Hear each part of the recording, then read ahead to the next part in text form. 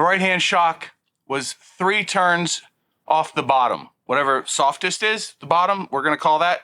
We need terms that work, right? So I backed it off to the softer side 3 turns before it stopped. Now let's check the other one.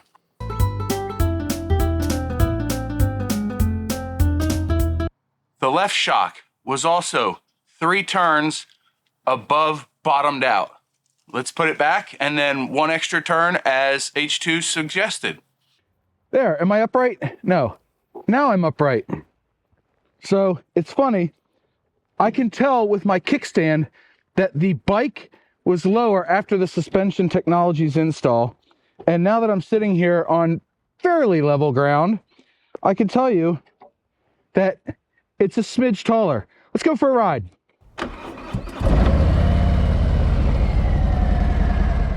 So I've already put the bags back on. I went down this road about 20 minutes ago and it felt better than it did before and still better than stock.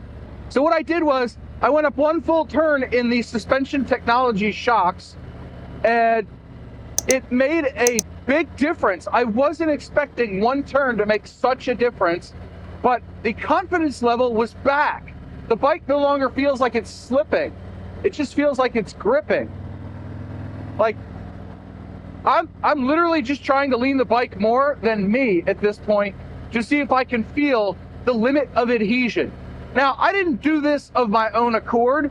I did it by myself, but I called H2 Performance and I said, this is what I'm experiencing.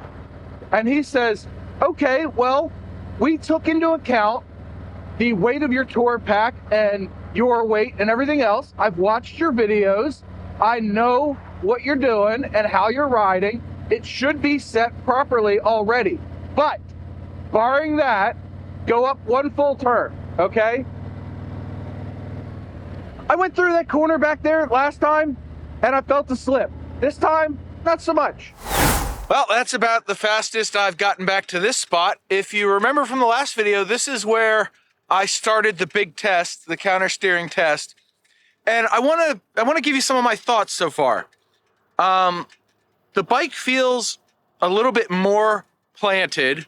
You can definitely feel that the ride is slightly stiffer, but it's not overly stiff. It's not nearly as stiff as the stock suspension was.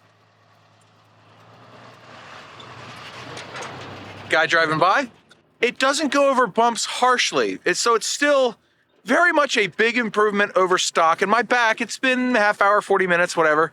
My back doesn't feel in any pain. And that's kind of like the big thing that was wrong with the stock shocks, minus, you know, that they don't handle all that well on the highway and you feel all the bumps. But my back bothered me after about an hour. And I haven't gotten that with the suspension technology stuff. So I just wanted to stop and do that. Plus, I took off my summer gloves and I'm going to put on my winter gloves and we're going to ride down this road and see what it feels like because am I even in frame?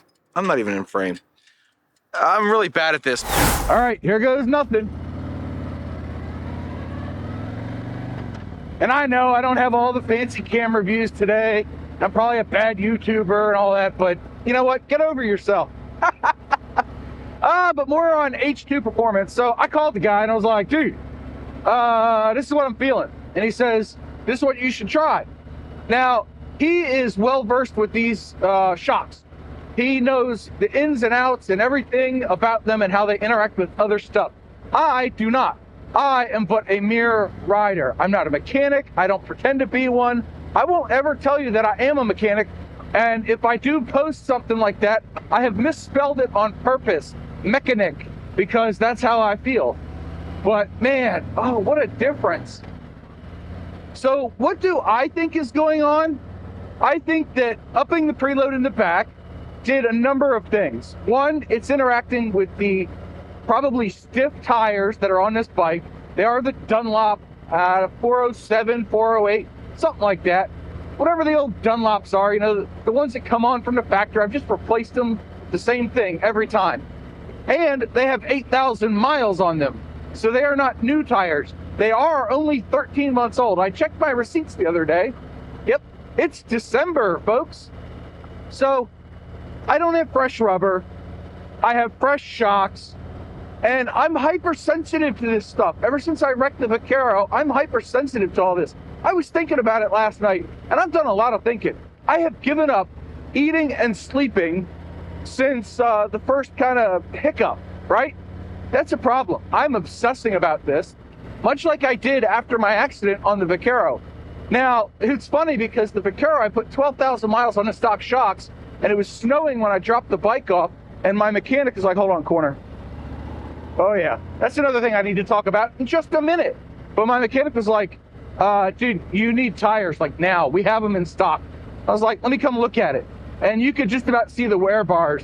But he was like, I'm not letting this bike leave the shop as is. We need tires. So I had him put tires on. But after the accident, I was very sensitive to every little thing that goes on with a bike. I can feel a 2 or 3 PSI difference in the tires. It's shocking, I know, right? For a guy that seemingly doesn't pay attention at all while he rides, I sure have a very finely honed sense of what's going on with the bike. Ooh, there's gravel on this road today. What the heck? Who put that gravel there? I'm riding here. Need my coffee too. Is this the same corner? Oh yeah. Definitely a little stiffer over the, I want to say stock setup, but it's not the stock. It's the out of the box suspension technology setup. There was gravel over here somewhere. I forget now. But I want to talk steering for a second. The steering, if I could not pronounce my S as an SH, the steering is much less twitchy now. I'm able to go through corners and add minute amounts of steering in smoothly. Whereas before, I think it felt a little bit twitchy. So what do I think is happening there? I think that jacking up the rear end put just a tiny bit more weight on the front tires, which prevents that washing out feeling. Whether or not the bike was actually slipping, I can't tell. I have reviewed some of the footage from the last several rides already. I haven't fully edited the videos, obviously. Not obviously, you're not in my head, but I haven't fully edited those videos. I've just reviewed some of the footage. A spot check, if you will, and I find that I can't really tell that it's slipping. In my first ride review video, which came out recently, with the suspension technologies, I thought maybe I saw a little bit of a twitch in the front end, but it's pretty rock solid now. Oh, corner. Hey, this is the corner.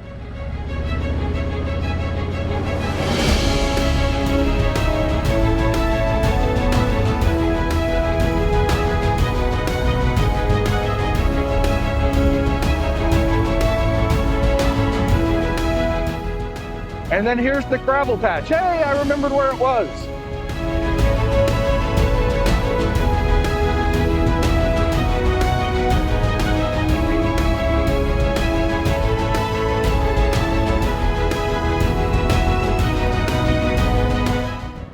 Yep, definitely more comfortable. So there's a lot of factors. When you do any kind of research into bike stuff, there's always 17 different points of view. Everybody's right, nobody's wrong, or everybody's wrong and the one person thinks they're right. They may be. I'm not an expert. But you do this research and you go down the rabbit hole and you're like, oh, I don't even know what to do. And then I look at my wife and I tell her what's going on and how I'm feeling. And she goes, you are not buying another bike. No way. No. You're going to fix that one. Figure it out. So I'm figuring it out, honey.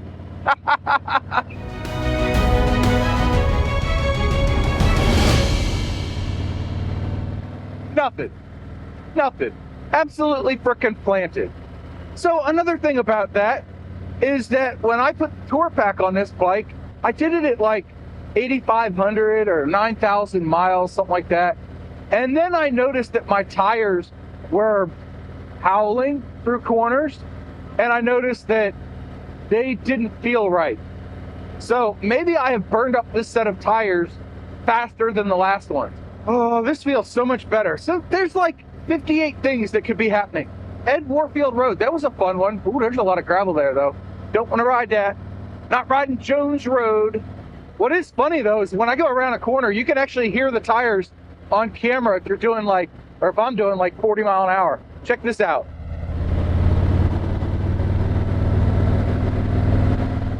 just a little bit, right? Let me put in a clip where you can really hear it.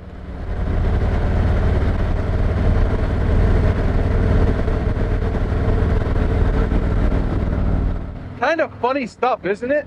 The things a GoPro camera will pick up. And let me add another facet to this. On the last ride, when it was 10 degrees colder, I could actually hit the brakes a little bit and get the ABS to kick on just once. Today I tried it in the same spot, didn't happen. So there's something to be said for temperature. You know, I ride year round usually, and the tires last year, I remember riding in temperatures colder than this, colder than the last ride, but I don't recall ever feeling any slippage, you know? They were new tires then too, which helped. Yeah, oh yeah, I could feel those bumps, but they weren't jarring. They were just there.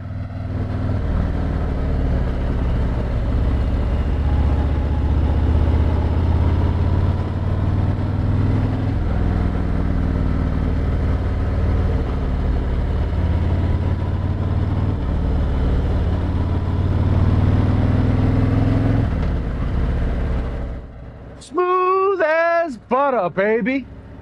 Running down the river west, we've already been south, yeah, and it feels like home. But my true north is anywhere we can go. And as I ride into the sunset, as you have seen, I have going. I have gone around some corners. Blinded by the light now. This has been a fun ride. I have not felt the slippage, not even once. The only thing I felt that could be interpreted as such is I leaned the bike further in one corner than I have, I think, ever. And that led to a feeling in the rear tire because I think it might be starting to get a shape to it. Like the center is wearing faster than the sides. So outside of that, man, I'm just going around these corners and loving life. It's just, it's actually quite different. And my back doesn't feel bad. Might have a slight twinge in it. Golly, I can't talk. I need coffee. Yes, in the blinding light.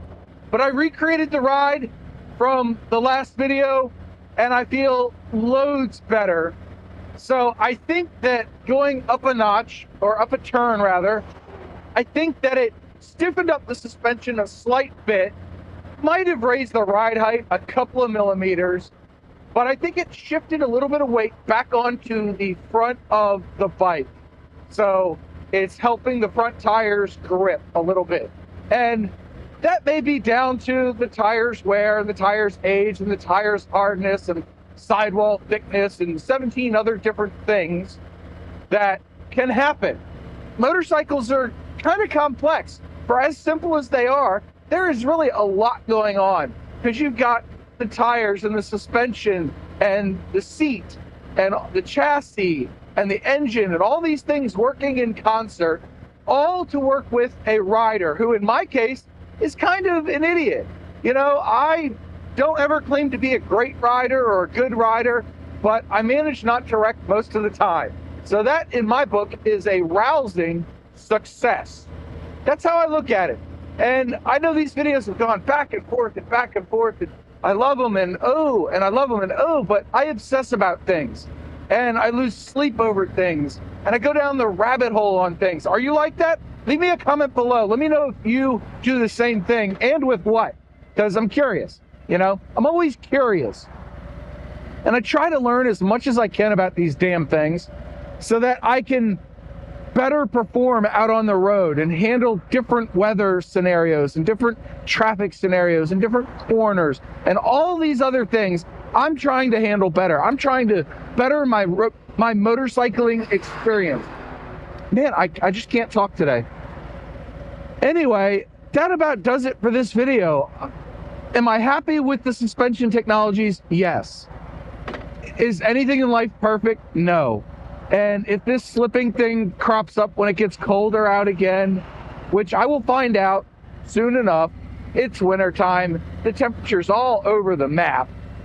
but I will figure it out. I will. I am determined to figure out everything I can. So with that, I'm gonna be following this up with probably another ride video, and it's gonna be colder that time, but I'll be on different roads probably and all that. So there's only so much time in a weekend, right? Am I gonna ride in the rain anytime soon? Probably not. I think these tires might need a little help. So if it crops up again, I'm just gonna replace the tires and the wheel bearings for like the 17th time. Maybe that'll make it feel better. And to leave you with one last corner, here we go. Boy, that sun is bright.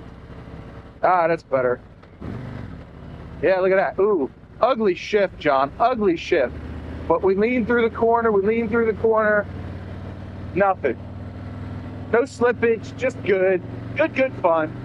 And as I go through these last two corners, I will leave you with the two mantras. I won't even lift my hands though, I will. The first mantra is, you have a 100% track record of making it through a bad day.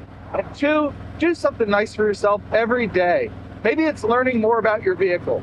Maybe it's learning how to better perform. Wow. Yeah, that was good. That felt smooth. That felt really good. I hope you're feeling really good. Go watch the video on screen now, and I'll see you in the next one. Bye.